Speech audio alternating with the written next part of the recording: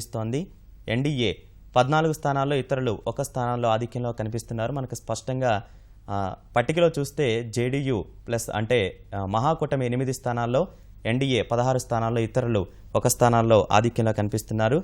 ఎన్నికల సంఘం ఈ పనిలో పడింది. మొత్తం యావత్ దేశం ఆసక్తిగా గమనిస్తున్న బీహార్ పోరు మొత్తానికి తుదిఘట్టానికి చేరుకుంటుంది. జాతీయ ప్రజాస్వామ్య కూటమి, మహాకూటమి ఓరాహోరీగా తలపడిన బీహార్ శాసనసభ ఎన్నికల ఓట్ల లెక్కింపు చురుగ్గా కొనసాగుతోంది. భారీ భద్రత మధ్య ఈ ప్రక్రియ కొనసాగుతోంది. మొత్తం 243 స్థానాల్లో పోటీపడ్డ 3450 మంది అభ్యర్థుల భవితవ్యాన్ని వెల్లడించే పనిలో పడింది ఎన్నికల సంఘం.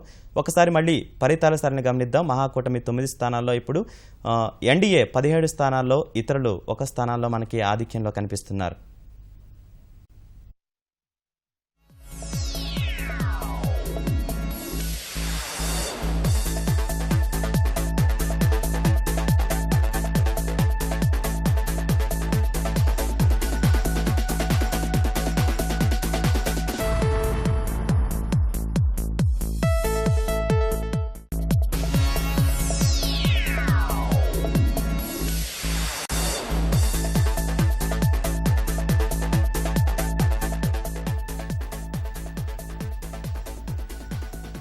మనం గమనిస్తున్నాం, ఎప్పటికప్పుడు ఫలితాల సరళి క్షణం క్షణం మారుతూ వస్తోంది.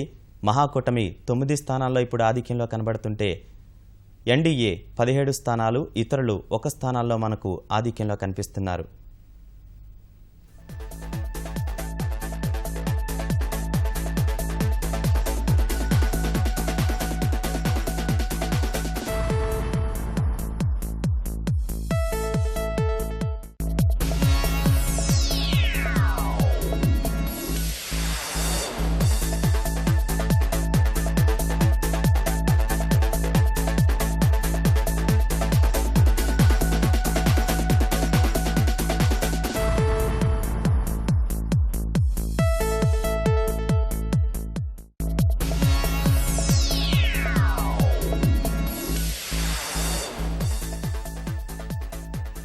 తాజా సమాచారం ప్రకారం మాంజీ ఆధిక్యంలో కొనసాగుతున్నట్లు తెలుస్తోంది. ఒక్కసారి ఫలితాల సరళి పరిశీలిద్దాం.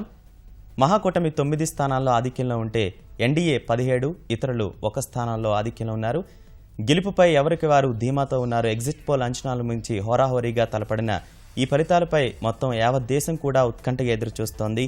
మొత్తం 3450 మంది అభ్యర్థుల భవితవ్యాన్ని మరికొద్దిసేపట్లో తేలిపోనుంది.